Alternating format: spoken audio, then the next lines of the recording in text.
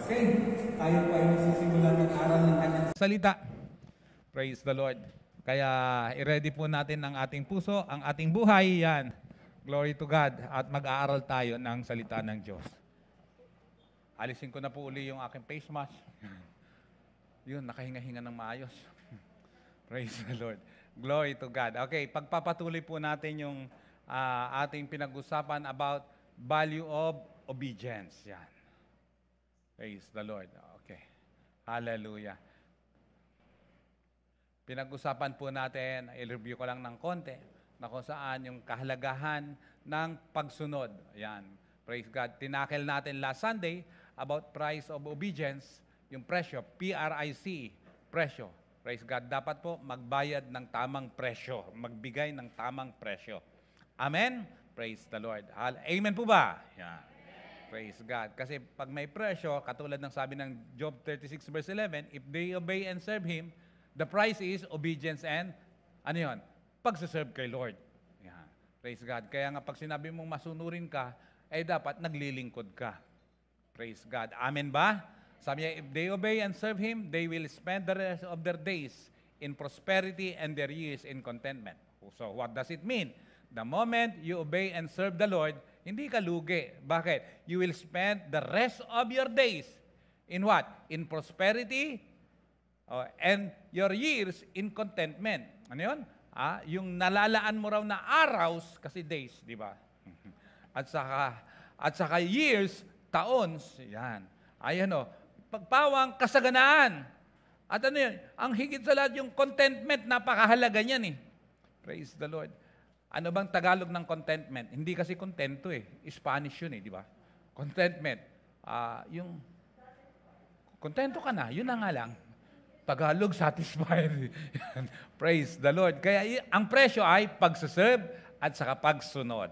Praise the Lord. Okay? Kaya doon, Job 36:11 sa The Message pa rin, sabi, if they obey and serve Him, they will have a good, long life on easy street. Yun. Praise the Lord. Okay. I-advance ko na po. Dito ko po, yan. Review lang po kasi ito eh. Okay. The price naman, yung second point, yung una, the price of obedience, P-R-I-C-E. Yung pangalawa, point number 2, the price of obedience. Ano man yan? P-R-I-Z-E.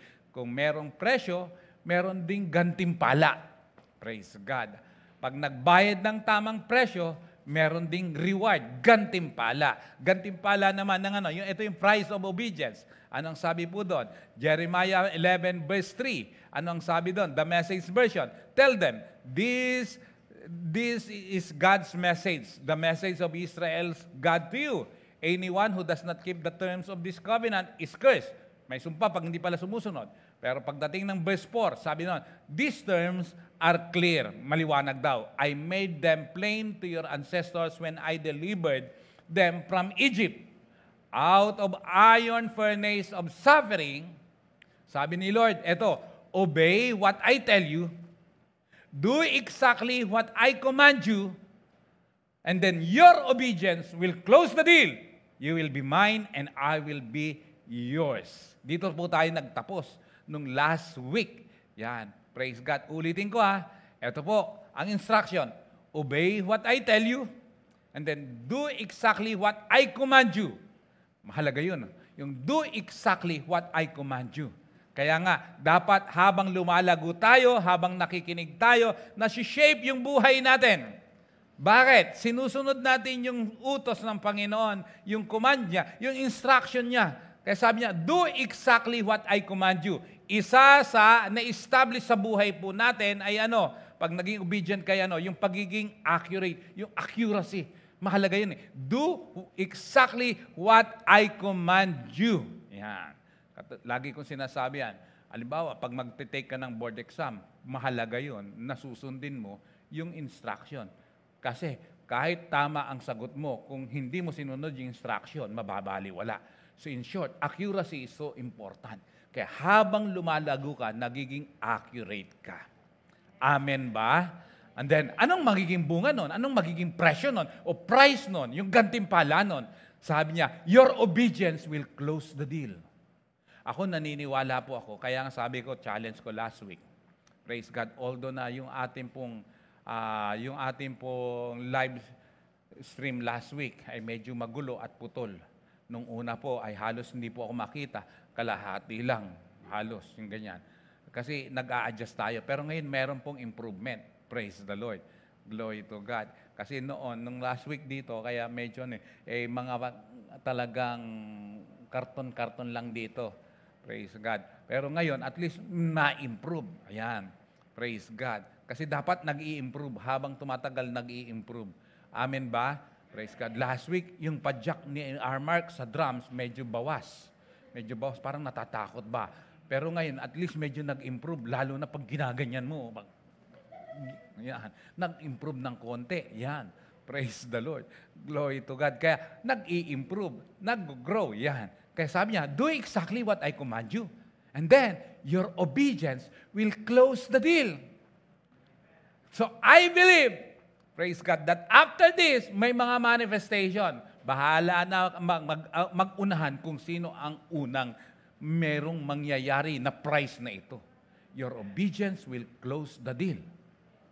At pag nag-amen ka, mangyayari sa'yo. Yun, praise God. Gusto niyo ba yun na mangyari? Kaya kung may mga dealing ka, praise God, may business ka, may deal ka, okay, may deal ka kay Lord, hallelujah. Pwede mong matanggap, pwedeng mangyari. Praise God. Magkakaroon to ng manifestation. Ang price lang, PRIC, obedience and service unto the Lord. That's the price. Obedience and service. Kaya don't just attend. You need to obey God's word, God's command, God's instruction. And then, serve the Lord with all your heart. Praise God. Sabi ko nga po, ako po ay, praise God, as ordained minister ay 35 years na as ordained minister. As a believer ay 39 years na. Praise God. Kasi 1982 po ako Kaya 39 years as a believer and then 35 years as ordained minister. Hindi po ako huminto. Hindi ko po naranasang huminto. Merong pangyayari sa buhay ko, part of my life, na kung saan ay bumagal ako, pero hindi huminto. Kaya sa bawat isa, maging sa mga nakakonect ngayon at mga nandito ngayon, huwag hihinto. Kung may laban ka at medyo nakaranas ka, bumagal ka, hindi bali, basta't huwag hihinto. Praise God. Amen ba? Kasi minsan may mga laban sa buhay, nagpapabagal sa'yo. Kasi bakit? Nakaranas ka ng kapaguran. Yeah. Hallelujah. Naalala ko, kahapon, nag-walking kami sa MOA, kasama itong mga bata. Praise God. Si Michelle, nagpaiwan na. Pero si Shiloh, kasama namin. Magkabila kaming mag-asawa, nabitbit si Shiloh. Mamaya't maya, sabi ni Pastora, ay bumibitaw sa akin si Shiloh, ayaw na magpahawak ko. Pero pagbitaw ng ganyan, sumalubong na sa akin si Shiloh, sabay tingin. Ang ibig sabihin nun, papakarga na. Nagpapakarga na. Ayaw na. Nagsawa sa kakalakad. Sabi niya, pag ganyan, tapos nagkarga na. Ayaw na lumakad. Kinarga ko. Nung pagkakarga ko, lakad kami ng konti. At ibababa ko siya, nakataas ang paa. Ibig sabihin, ayaw magpalapag. Yan. Hindi siya huminto. Nagpakarga lang. Pero I suggest, kung ikaw ay napapagod na, huwag kang magpakarga. Wala yatang nag-amen doon Sabihin mo, hindi ka na sanggol. Hindi ka na sanggol para kargahin pa, ha?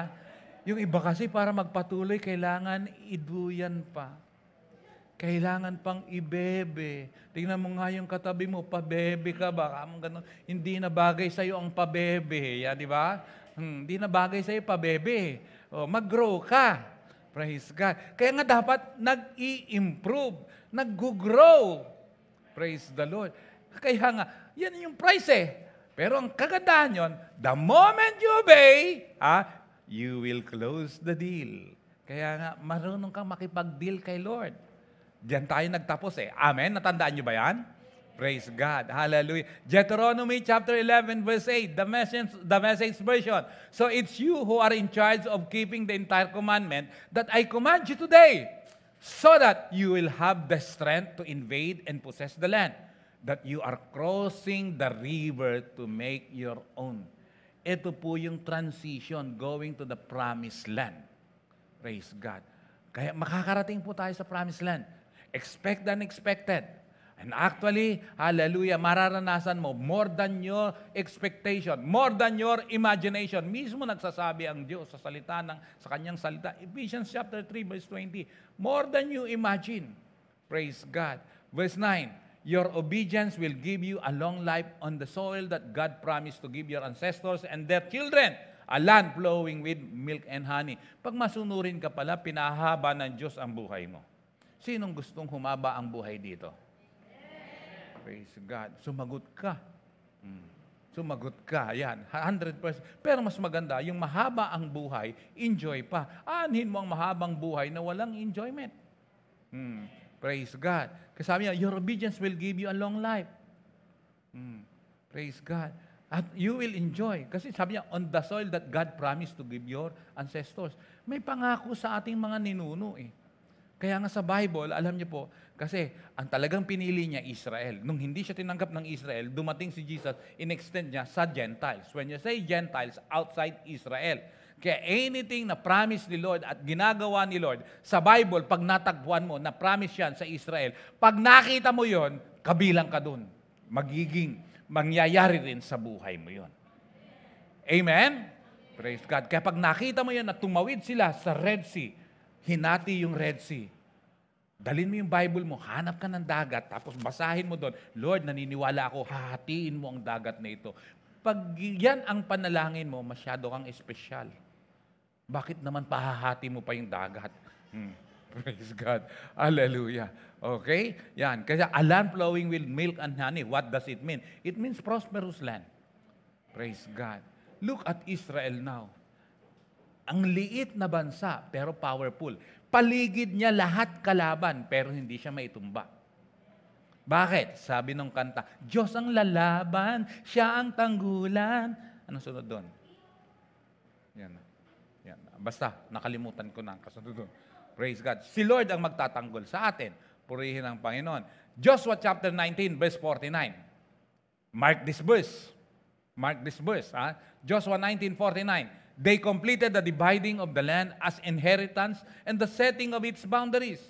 The people of Israel then gave an inheritance among them to Joshua, son of Nun. Sino to? Ito yung mga nag-lead, going to the promised land. Sino yan? Si Joshua. We are now a Joshua generation. Pag sinabi mong Joshua generation, ito yung mga nakapasok sa promised land.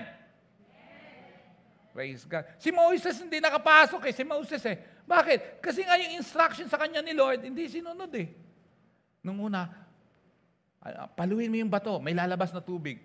Yung second instruction, hindi mo na sinabi paluin. Speak. Speak to the rock. Magsalita ka lang. Magdeklara ka lang.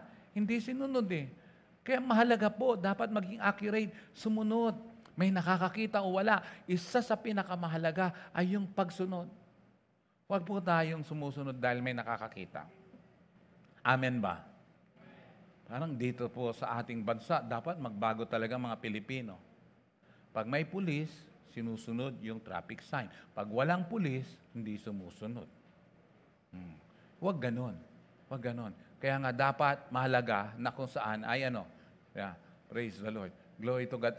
Sinusunod natin kahit walang nakakakita, dapat marunong sumunod. Praise God. Amen ba? Okay. Praise God. Kaya sabi niya, the people of Israel then gave an inheritance among them to Joshua, son of Nun. Verse 50. In obedience to God's word, they gave him the city which he had requested. Pag masunurin ka pala, pwede ka palang mag-request. Pwede ka palang maglambing kay Lord. Gusto mo ba yon? Yan. Praise God. Timnath, Serah in the hill country of Ephraim. He rebuilt the city and settled there. Deuteronomy chapter 7 verse 9. TLB, the Living Bible. Understand, therefore, that the Lord your God is the faithful God who, for 1,000 generations, keeps His promises and constantly loves those who love Him and who obey His commands. Kaya nakikita natin yung value ng pagiging masunurin. Verse 10, but those who hate Him shall be punished publicly and destroyed. He will deal with them personally. Kaya nga may presyo talaga ang pagsunod. Verse 11, therefore obey all these commandments I am giving you today. Praise God. Because of your obedience, the Lord your God will keep His part of the contract which in His tender love He made with your fathers. I repeat, kanina, yung pinagtapusan natin last week, your obedience will close the deal. Look at this, Deuteronomy 7:12. Because of your obedience, the Lord your God will keep His part of the contract. Kaya nga, your obedience will close the deal. Bakit? Makikialam siya sa contract. Praise God. Hello, amen ba? Amen ba? Mabisa at makapangyarihan ang salita ng Diyos. Verse 13, Deuteronomy 7:13. And He will love you and bless you and make you into a great nation. He will make you fertile and give fertility to your ground and to your animals. Ano yun? It will make you fertile. It means ayaw ni Lord na unfruitful ka. Ayaw ni Lord na barren ka. Praise God. Kaya sa mga may asawa, praise God, hallelujah, ayaw ni Lord na mananatili kayong walang anak. Magkakaanak kayo. Yan. Brother Richard, magkakaanak kayo. Alaman ko, nagkukwentuhan kami ni Brother Richard nung papunta dito. Sabi niya, ilan taon na kayong kasal, Brother Richard? Sabi niya, 10 years. Ilan na anak niyo? Ay, wala pa po kaming anak. Magkakaanak ka ako. Si Brother Richard, una namin siyang na-meet nung kami nagpunta ng UAE sa Dubai. Yan. Praise God. Hallelujah. Tapos diretso po kami ng Oman. Meron po kami pinag-pray doon. Worship leader at saka musician nila Pastora Rowena. Ewan ko ilang taon ba yun? 6 years ba yun? O 4 years? Na wala pa silang anak. Sabi ko, sige, ipag-pray namin kayo. Sabi ko, next year magkakanak ka. Pinag-pray namin sila Brother Joel at si Sister Reese. Baka nanonood sa oras na ito. Taga-Oman yan. Muscat, Oman. Pinag-pray namin. The following year, nagkaanak. Praise God. And the following year, nagkaanak uli. Ewan ko kung 2 na o 3 yung anak. Yan. Nagkaanak uli. Ikalawa yung ano. Okay. Oo nga pala. Kasi 2019 yun eh. 2019, 2021 ngayon. Biruin mo, yearly. Yan. Praise the Lord. Hallelujah. Oh, glory to God. Hallelujah. Iyan si Ann, yung worship leader ngayon. At saka si Annabel dito. Ano yan na-diagnose si Ann na ano yan? PCOS, ano? PCOS. Ayan yung ginamit na machine ng eleksyon. Yan. Praise God. Ang diagnose ng doktor sa kanila, hindi na magkakaanak. Pagkakasal po nila, hindi na po nagkaanak. Ng isa, ng 2. Yan. Praise the Lord. Hallelujah. Kaya magkakaanak pa kayo, Brother Richard. Si Brother Richard ang sinasabi ko. Si Brother Richard. Magkakaanak pa kayo, Brother Richard. Yan. Praise God. Hallelujah. Sa Muntinlupa, ganun din eh. May napag-pray ko. Mga nasa worship team din. Yan. Yung asawa, bahista. Yung Mrs. worship leader at keyboardist.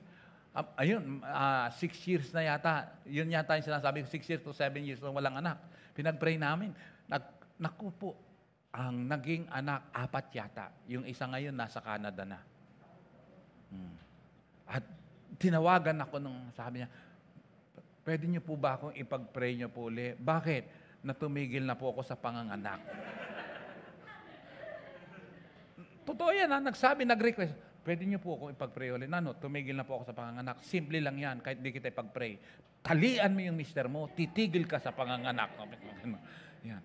Kaya, ayaw ni Lord na maging barren ang bawat isa. Amen? Sabi niya, He will make you fertile and give fertility to your ground and to your animals so that you will have large crops of grain. Fruitful yun. Grapes and olives and great flocks of cattle, sheep, and goats when you arrive in the land He promised your fathers to give you. Kaya nga, makakarating tayo sa promised land natin. Praise God. Hello, amen? Verse 14 ng Deuteronomy 7, you will be blessed above all the nations of the earth. Not one of you, whether male or female, shall be barren. Not even your cattle. Biruin mo, pati yung mga alaga mo, magiging fruitful. Yeah. Verse 15, and the Lord will take away all your sickness and will not let you suffer any of the diseases of Egypt. You remember so well, He will give them all to your enemies. In short, kaya rin tayong protektahan ng Panginoon sa mga sakit at karamdaman. Amen? Yung virus, kaya tayong protektahan ng Diyos. that it seems parang wala na yatang dulo tong virus na ito. Pero kaya ni Lord na protektahan tayo. Praise God. Amen ba? Hallelujah. Okay. Kaya, eto ngayon, ang point number 3. Kasi ang point number 1, the price of obedience, presyo. Ang point number 2, the prize, yung gantimpala o reward ng pagsunod. Ngayon, pag-usapan natin, point number 3 is 4 kinds of obedience. Ilan? 4 kinds of obedience. Number 1, total and repentant obedience. Responsive si Shiloh. Yan. Total and repentant obedience. Saan mababasa yan? Ito, 2 Kings chapter 23, verse 25. The Message version. Ano yan? Total and repentant obedience. Sabi niya, 2 Kings chapter 2, 23, verse 25. Hallelujah. There was no king to compare with Josiah, neither before nor after. A king who turned in total and repentant obedience to God. Heart and mind and strength, following the instructions revealed to and written by Moses. The word would never again see a king like Josiah. Antindi ng description ng Bible kay Josiah. There was no king to compare with Josiah, neither before nor after. Praise God. Hallelujah. Bakit? Sabi niya, a king who turned in total and repentant obedience. Pag ikaw pala, nandun sa level ng total and repentant obedience, ayan o, involved dito yung heart and mind as well as strength. Praise. But when you say total, kaya nga total eh. Involved ang heart, involved ang mind, involved ang strength. Praise God. Amen ba? Amen. Pero merong kasama doon na pagiging humble, kaya nga repentant. Pag oras na, hindi ibig sabihin na magaling ka, wala ka ng pagkakamali. Meron pa rin. But the thing is, you will humble yourselves. Kaya nga repentant. Total and repentant obedient. The moment na nagawa mo yan, alam mo, si Lord mismo ang makakarinig ka sa Kanya ng commendation from God. Ibang usapan yon. Yung bang si Lord mismo ang nagsabi ng commendation para sa'yo. Ibang usapan yon. Praise God. Kaya nga sabi niya, a king who turned in total and repentant obedience to God.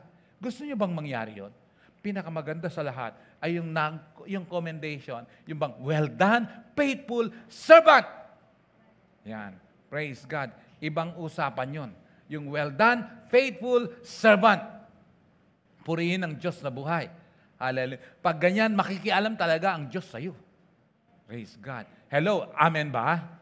Kaya pag sumunod ka, lubos-lubusin mo. Huwag ka mamimili ng susundin. Sa pag-aaral, kung meron ka mang favorite subject, dapat lahat. Kasi yung subject na ayawan mo, sa palagay mo, hindi makaka-apekto sa'yo. Ako, nung graduating, na problema. Bakit? Dahil may isang subject na binaliwala ko. Bakit? Minor subject. Anong tawag na? 1 unit lang. Pero karoon ako ng problema. Buti na ayos ko pa. Kung hindi ako gagraduate. Ano yun? Typing. Hindi ko type yung typing. Hindi ko ini-enroll. Kaya, last sem, saka ko na-enroll. Kasi para sa akin, baliwala lang. Nung first sem at saka second sem, meron akong muntik nang hindi rin enroll natin. Black section ka lang nun eh. Pero ayaw ko enroll kasi para sa akin, hindi ko nang pakikinabangan. Ano yun? Yung mga inabutan lang Sino yun dito magsabi ng totoo? Sino inabot ng Spanish subject?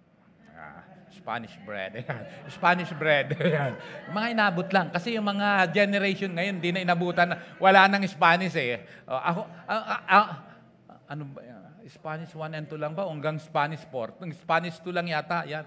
1 and 2. Natandaan ko lang doon, nosotros, vosotros. You, Miliamo, Virgilio, Coronel E. Damias. Ayan. Coronel Virgilio Damias E. Coronel. Ganun ba yun? Yan. Praise the Lord. El nombre del Padre, del Hijo, Espiritu Santo. Amen. Yan. Yan lang mga natandaan ko sa Spanish. Ganun yun. Pambihira naman. Kasi sabi ng teacher namin doon sa Spanish, ano pa lang first sem first year, first sem. O, sinong gusto pang umattend dito sa subject na to? Kung gusto nyo, sige, pagpapatuloy natin. Yung mga ayaw na, mag-usap tayo doon sa kambingan. Pambihira yung professor namin. Kasi ito, hindi na nyo ng pakikinabangan to. Pambihira. Pero andun yan, required nun eh. Required nun. Pero yung iba, yung medyo mas, alam nyo na, hanggang Spanish 4 sila. Yan. Hanggang Spanish 4. Kasi hanggang Spanish 4, hanggang sa nagbawa, Spanish 2. Hanggang ngayon, totally wala na. Wala na. Yan. Spanish, ang inabutan nyo na lang ngayon, Spanish sardines. Yan. Yan, Spanish sardines na lang inabutan nyo. Yan. It seems, kala mo, walang kwenta. Pero pag hindi mo inasikaso, makaka-apekto sa'yo. Kaya nga babantayan mo, yung mga sa tingin mo, maliliit na bagay, pero sisira sa'yo yan. Amen ba? Eh ba'y sabihin mo, nangupit ako, piso lang naman. Maungupit ka pa rin. Oh. Praise God. Nagnakaw ako piso, magnanakaw ka pa rin. Oh. Kaya nga, yung mga maliliit na bagay, bibigyan ng pansin. Sa pag-aaral, sabi nga, ang favorite kong subject, eto lang. Alam nga naman, yun lang tututukan mo. Oh, hindi pwede. Mas maganda nga, lalong tutukan mo yung kung saan ka mahina para lumakas ka. Amen ba? Amen. Oh. Ayoko ng math. Pababayaan mo ang math? Oh. Kasi karamihan, naririnig ko, ayoko ng math subject. Pinakamahalaga nga yan eh. Pinakamahalaga yan. Praise the Lord. Yan ayos ayusin mo. Pero ako, to be honest, nung estudyante ako, favorite subject ko, math. Yan, favorite ko subject yan, math. Praise God. Ayaw na ayaw ko yung magbabasa ng kahaba-haba, tapos ang subject doon na yan, fill in the blanks, A, B, C, D. Kukuha ko ng dice. Ganun na lang. Tamad ko nung nasa babasahin yan. Tapos ang sagot lang kung hindi A, B, C, D. Sabi ko ganyan. Pero kailangan mong asikasuhin yun. Bakit? Makaka-apekto sa iyo eh. Amen ba? Kaya matutong makinig. Praise God. Sinong pakikinggan mo? Lalo na yung, hallelujah, lalo na yung blind spot mo. Ano yung blind spot? When you say blind spot, ito yung spot na kung saan hindi ikaw nakakakita, iba ang nakakakita. Hello, andyan ba kayo? Yung hidden spot, ikaw ang nakakaalam. Hindi yung iba. Hindi yung kapwa mo, ikaw lang. Hidden. Tinago mo yun eh. Kaya nga, pwede kang nakangiti sa kanila, pero actually, galit ang puso mo. Iniwan niya ako. Hindi ko siya mapapatawad. Hanggat nandyan ang peklat, hindi ko siya makakalimutan. Pero pag nakaharap ka, hidden spot mo yun eh. Pwede mong itago. Pero yung blind spot, hindi mo pwedeng itago. Hindi mo maitatago. Bakit? Hindi mo alam. Iba ang nagsasabi. Kaya matuto kang makinig. Kaya pag sinabi sa'yo, hindi bagay sa'yo yan, galit ka. Hindi ka lang. Bagay sa'kin. Makinig ka. Praise the Lord. Amen po ba? Amen. Kaya, praise God, have this total and repentant obedience. Ano ang involved? Heart, mind, strength. Amen? Kaya nga total eh. Sabi ko, ang pinakamaganda na gasolinahan, hindi Shell, hindi Caltex, hindi Petron. Total. Bakit? Pinagsama-sama lahat yun. Praise God. Kaya nga dapat total and repentant obedience. If you want the prize of obedience. Number 1 kaya yan. Amen? Amen! Yan. Praise God. Number 2. 4 po ito eh. Yan. 4 to. Kung hindi ko matatapos, itutuloy ko yung susunod. Yan. Number 2, it can be, dalawa lang. O sige. Praise God. Ano naman to? Reverent obedience. Praise God. Reverent obedience. Anong ibig sabihin? 1 Chronicles chapter 22, verse 11. The Message version. Ano sabi na? So now, son, God be with you. Godspeed as you build the sanctuary for your God. the job God has given you. Verse 12, and may God also give you discernment and understanding when He puts you in charge of Israel, that you will rule in reverent obedience under God's revelation. In this level of reverent obedience, ang ma-achieve mo, ang magiging pagpapala mo, tatalino ka. If you have this kind of obedience. Ano yun? Reverent obedience. Sabi niya, may God also give you discernment and understanding. Gusto mo bang tumalino ka? Praise God. Amen? Magkaroon ng discernment? Pag tumalino ka, nagkaroon ka ng discernment and understanding. Sabi niya, He will put you in charge. Praise God. Gusto mo bang maging in charge sa lahat ng bagay na gusto ng Panginoon? Have that reverent obedience. Bakit? Ang bunga pala nun ay katalinuhan. Discernment and understanding. Praise God. Mahalaga po yun. Amen? Amen? Alam mo, habang tumatagal ka, habang nagpapatuloy ka sa Panginoon, kaya niya pong isupply yung mga bagay na wala sa'yo. Pag sinabi mong kulang ako ng katalinuhan, pwedeng magbigay si Lord ng katalinuhan sa'yo.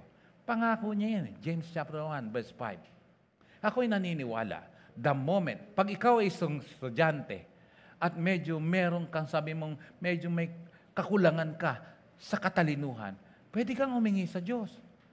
Kaya ako'y naniniwala na yung mga estudyante na dating mahina o mabababa ang grades, pag nakakilala sa Panginoon, tataas yan.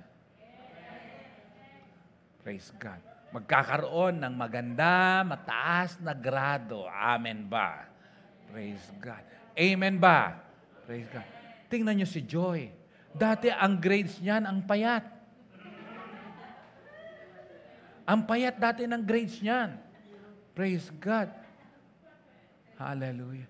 Pero ngayon, pambihira. Praise the Lord, tumaba na. Praise God. Nagkakaroon na ng 2 donut.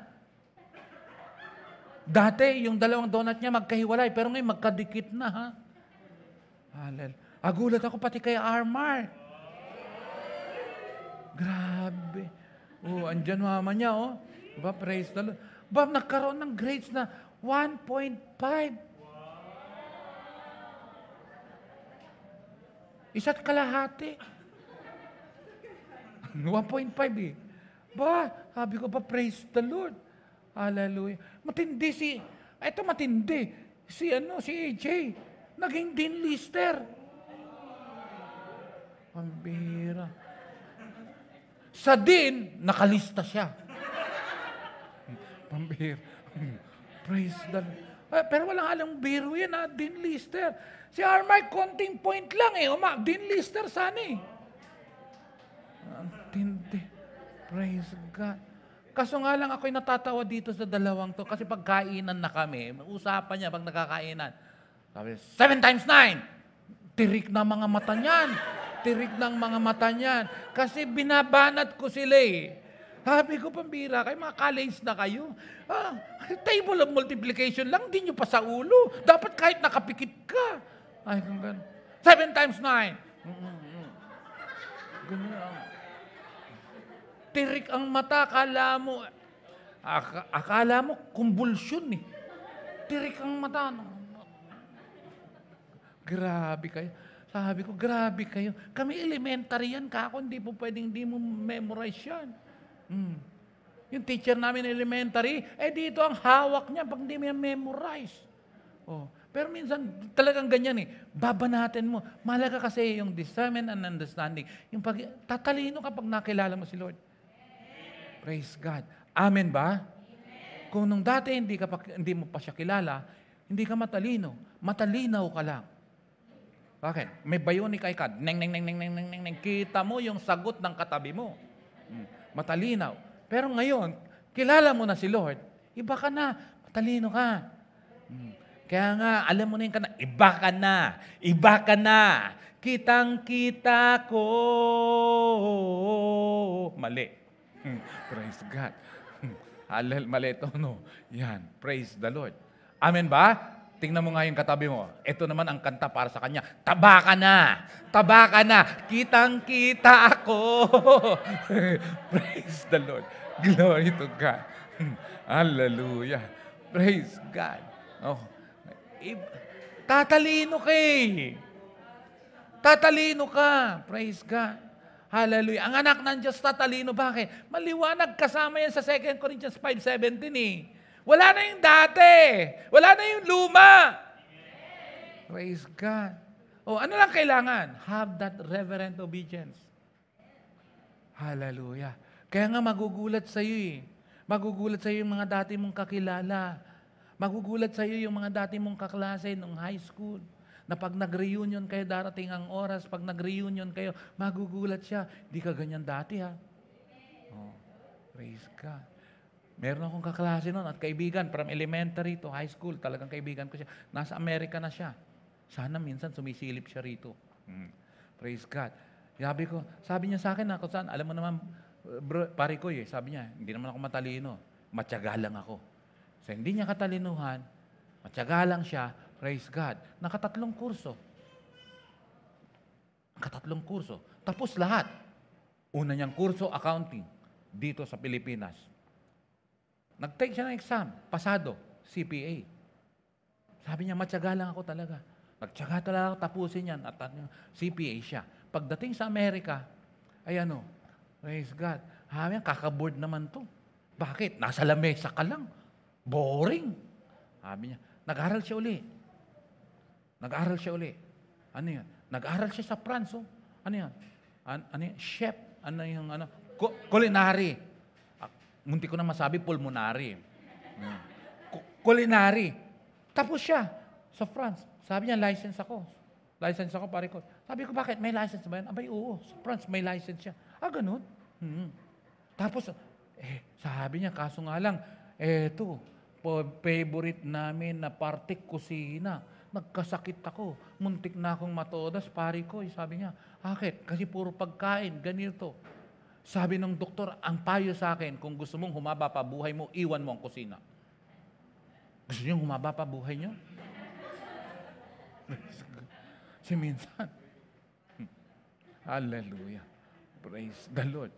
Kasi pag naging paborito mo ang kusina, naku, delikado. Delikado. Alala ko na kahapon, first time namin, ng ilang panahon, ay siguro may 5 years na, o mahigit, na kumain ng hipon. Sinadya ko sabi ko, subukan nga nating maghipon din. Maghipon. Kasi pag oras, ayan. At lagi namin tinatawag yung artistang si Aiko. Aiko. Yan kami ni Pastora. Aiko. Tawag namin si Aiko, yung konting kilos, Aiko. Kaya kayo pang mga medyo bata-bata pa, huwag matigas ang ulo. Bago nyo tawagin lagi si Aiko. Kaya sabi ko, subukan na natin na maghipon. Sumubok kami. Hipon. Hindi na namin gusto lasa. Nakasanayan. Try lang. Pero disiplinado ka na. Sabi ko, 2 lang ang maximum ko. 2. Tinititigan ko na lang kahit nakikita ko yung hipon. Hindi, tapos na ako. 2 lang. Praise God. Bibigyan ka ng katalinuhan ni Lord kung gusto mong humaba ang buhay mo. Amen ba? Sa pagsunod lang yan Praise God. Ganda nun, yung reverent obedience. Pambihirang ma-establish sa'yo, discernment and understanding. Ganda nun. Praise the Lord. Amen? Sa mong tumalino, have that reverent obedience. Glory to God. Verse 13, that's what will make you successful. The moment na-establish yung reverent obedience, kakaroon ka ng discernment and understanding, it will make you successful. Do you want to become successful? Praise God. Have that reverent obedience. Ano yun? Ma-establish sa'yo yung discernment and understanding. Following the directions and doing the things that God commanded Moses for Israel. Anong magiging bunga? Courage. You will take charge. Don't be timid. Don't hold back. Alam mo kasi, habang nagkakaroon ka ng wisdom galing kay Lord, Tumatapang ka eh. Bakit? Alam mo eh. Amen ba yun? Praise God. Hindi ka maloloko eh. Dahil alam mo eh. Praise God. Amen ba? Hirap yung hindi mo alam eh. Oh. Sasama mo pag hindi mo alam. Ako nakaranas ng ganyan eh. Bigat ng kalooban ko. Nung February yun, February, araw-araw. Maalis kami, pambihira. Araw-araw yan. Tapos uwi ng bahay, mga 8 or 9 ng gabi. Kinabukasan, alas 5, alis na kami uli. Ako nagdadrive. Maghapon yun. Kasi iba yung umaga, iba yung hapon. Yung PENB noon, na kung saan nagtuturo kami, yung Pastors Empowerment for Nation Building. Praise God. Kay Brother Alan, na kung saan naging trainer po ako dun eh. Araw-araw yan, ganyan. Tapos nung sa Marilao, Bulacan kami, isa lang, umaga lang, tapos umuwi kagad. Marilao, malapit lang. Tapos meron ng Skyway, kaya ang bilis. Mga alas 3, andito na kami sa bahay. Nakapagpahinga ako, alas 4, nakatulog ako. Mga 4:15, may gumising sa akin. Alam po, sarap ng tulog ko. Alam mo yung sarap ng tulog mo? Nalalim. Nag-ring yung telepono ko. This is from BPI. Sabi, ganyan-ganyan. Sinabi pa yata yung recorded message eh. Kaya ako naman, naniwala. Hindi ko na tinignan kung ano yung number ng ganyan. Sabi niya, meron po kayong makikita. Nasabi niya, number dyan, pakibasa. Ako naman, si Engot, binasa ko. Meron pang susunod dyan. Sabi niya, pakibasa, pakibigay. Binasa ko rin. Sabi niya, tapos may 4 digits dyan, pakibasa. Kasi po, sabi niya, nag-a-update lang kami para malibre po ang inyong annual membership. Sinong ayaw? Meron pang susunod ulit yan. Bakit sunod-sunod to ako? Yung binabasa ko OTP, ano kaya itong OTP? Nako. Pambira. Nakakalata na ako. Punta ako, Meng, sa BPI daw to, recorded to, o tingnan mo, binabasa ko na. Dad, OTP yan. Walang hihingi na bangko ng hingin yung OTP mo. Ano ba yung OTP? One time password pala yun. Pambira, sabi ko. BPI ito eh. Tingnan mo yung number, Dado. Sabi ko, loko ka pala ha! Ito manager ko, pagkatapos manager, binabana. Na, mamaya sunod-sunod na yung billing ko. Naibigay ko yung credit card, binigay pati, lahat binigay ko yung number ko, binigay ko yung OTP, sunod-sunod ang billing. Pambira, kakasama ng loob. Dapat talaga magkaroon ng wisdom. Praise God. Hallelujah. Walang manloloko kung walang magpapaloko no? Praise God. Amen ba? Pinakamahirap. Bayahan niyo po kung gamitin tong salitang ito kasi nakakasama talaga ng loob yung ganun mahirap maging tanga Walang gamot. Masakit sa kalooban. Yung bang binigyan ka ng bill na naloko ka kasi. Hirap nun. Hating gabi na iniisip ko pa, naloko ko. Alam niyo ba, mga 2 weeks after, may gumanyan na ulit. Hi! Hi! Ang mga akong paglolokohin, Akala mo, naloko nyo na ako, hindi na ako magpapaulit pa. Sa mga dyan, mga naloko ang puso, kung naisahan na kayo, huwag na kayo magpapangalawa pa.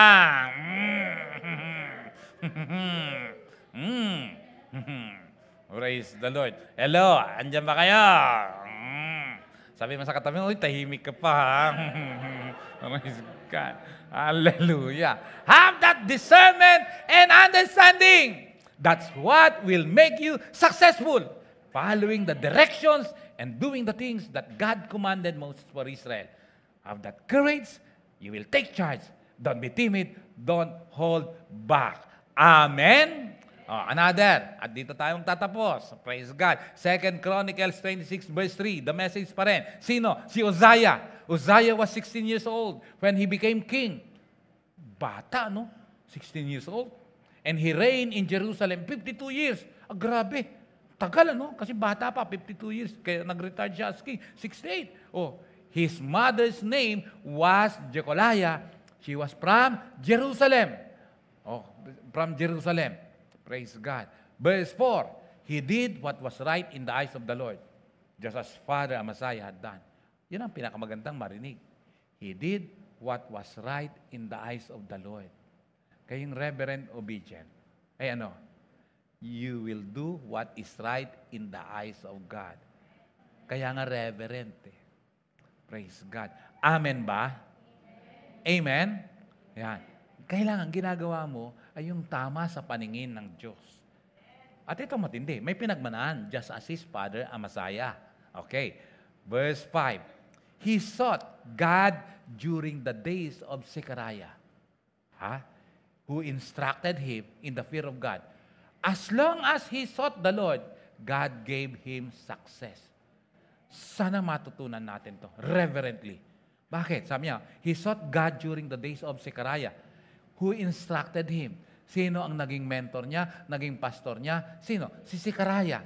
Siya ang nagbibigay ng instruction sa kanya. Nagkaroon siya ng takot sa Panginoon. At habang siya ay nagtatanong sa Panginoon, kinukonsulta si Lord, God gave him success. Do you want to become successful? Lahat ng bagay ay dapat konsulta mo sa Panginoon. Huwag sarili. Amen? Praise God. Amen ba? Kahit naalala nyo yung Proverbs 3, 5, 6, trust in the Lord with all your heart, lean not on your own understanding. Kahit anong talino mo, kulang yan. Hello, amen ba? Oh, hallelujah, praise God. Kaya nga ito, si Uzziah, imagine 52 years na nag-reign.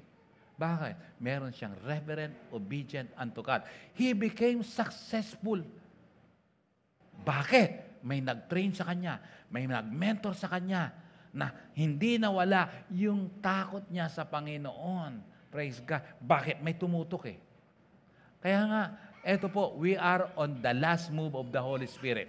Lagi kong sinasabi yan sa training ng Tuesday about yung ILD, Intentional Leadership Development. That we are now on the last move of the Holy Spirit. After this last move ay rapture na. Maniwala ka o hindi, mangyayari ito. Kaya itong mundong ito, pasama ng pasama sa mga unbeliever. Pero paganda ng paganda sa mga believer. Praise God. Worse ang patutunguhan ng believer. Unbeliever. Worse yun. Pasama. Kaya nga, magsuko ka na ng buhay. Kumilala ka sa Panginoon. Bakit? Paganda ang gagawin sa'yo. Ang mundo ngayon, maraming natatakot. Bakit? Wala silang Panginoon. Praise God. Pero sa mga may Panginoon, hindi po pa-worse, paganda. Magiging the best ang gagawin sa'yo. Bakit? Involved ka sa Kanya. Sumusunod ka sa Kanya. May takot ka sa Kanya. Kaya nga kailangan ng reverent obedience unto God. Amen? Kaya huwag babaliwalain ang mga salitang ito, mga kapatid. Time ko na. Yan, dito ko na tatapusin. Hallelujah. Glory to God. Have that total and repentant obedience. Ano ang involved dito? Heart, mind, strength. Amen? Pangalawa ay reverent obedience. Ano yun? Ano ang makakamtan mo doon? Discerning and understanding. Later, you will become successful. The moment na establish ang reverent obedience. Amen po ba? Amen po ba? Ano ang price? Ano ang price? Obey the Lord and serve Him only. Tumayo ang bawat isa. Praise God. Maging yung mga nasa online, tumayo rin po. Praise God. Hallelujah. At tayo po ay sasamba sa Panginoon. Huwag tayong papayag na ang ating narinig ngayon, araw na ito, ay walang epekto sa buhay natin. Kailangan magkakaroon to ng epekto. Merong bunga ito sa buhay natin. Amen ba? Praise God. Kaya ang bawat isa dito ay nakatayo, pati yung sa mga nasa online, tumayo po ang bawat isa. Hallelujah. Let's worship God. Let's worship God. Hallelujah.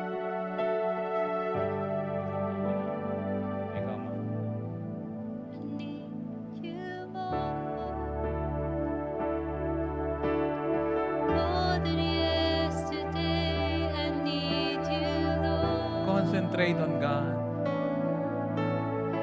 Worship Him wholeheartedly.